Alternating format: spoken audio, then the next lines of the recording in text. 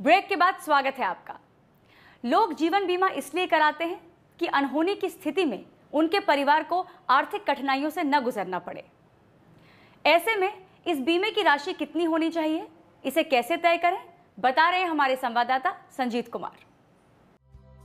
जीवन बीमा आपकी अनुपस्थिति में उत्पन्न होने वाली वित्तीय कठिनाइयों से आपके परिवार को बचाता है। इसलिए प्रत्येक व्यक्ति के पास जीवन बीमा योजना तो होनी ही चाहिए, लेकिन अधिकांश लोग ये तय नहीं कर पाते कि उनके पास कितनी राशि का जीवन बीमा होना चाहिए। ऐसे कई कारक हैं जिनसे ये तय होता है कि आपको कितनी राशि का जीवन बीमा खरीदना चाहिए।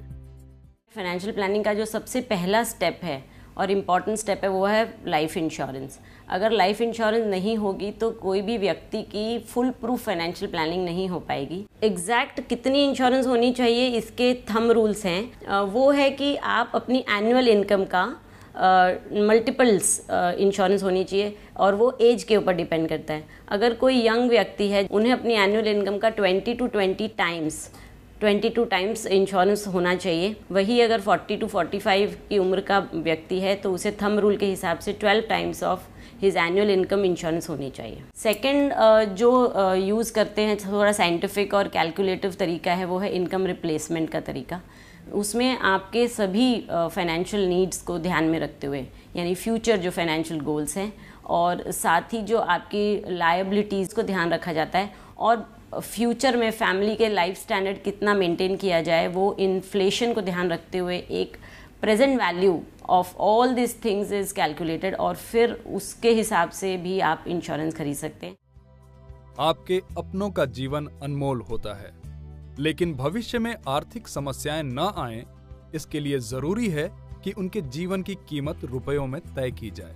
ह्यूमन लाइफ वैल्यू किसी बीमित व्यक्ति की संभावित आमदनी होती है। ये वो आमदनी होती है जो वो व्यक्ति अपने बाकी कामकाजी जिंदगी में हासिल कर सकता है। इंश्योरेंस के फैक्टर को ध्यान में रखें तो जब एक इंसान कमाई करना शुरू करता है वहाँ से उसकी ह्यूमन लाइफ वैल्यू गिनी जाती है और अपनी पीक तक, यानी जब तक वो रिटायर नहीं होता तब तक वो ग्राफ ऊपर जाता है और उसके बाद उसकी ह्यूमन लाइफ वैल्यू कम होती है। क्योंकि जैसा पॉपुलरली इट इज़ नोन, सभी को पता है कि जैसे जैसे हमारी इनकम बढ़ती है, एज बढ़ती है, वैसे रिस्पॉन्सिबिलिटीज़ बढ़ती है।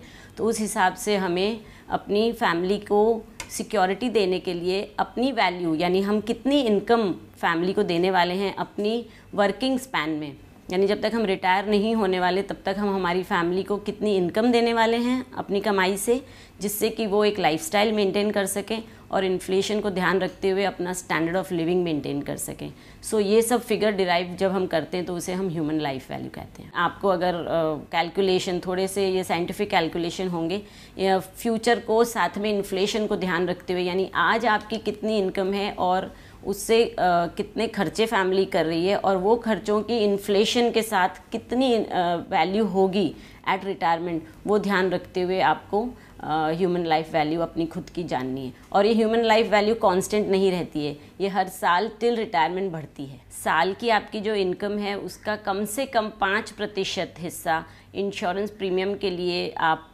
रखें। जैसे जैसे परिवार की जिम्मेदारियां बढ़ती जाती हैं, जीवन बीमा की जरूरत वैसे वैसे बढ़ती जाती है। ऐसे में परिवार की स्थितियों और परिस्थितियों को देखते हुए आपको समय समय पर बीमा राशि की समीक्षा करते रहना चाहिए ताकि ये सुनिश्चित हो सके कि बीमा राशि पर्याप्त है।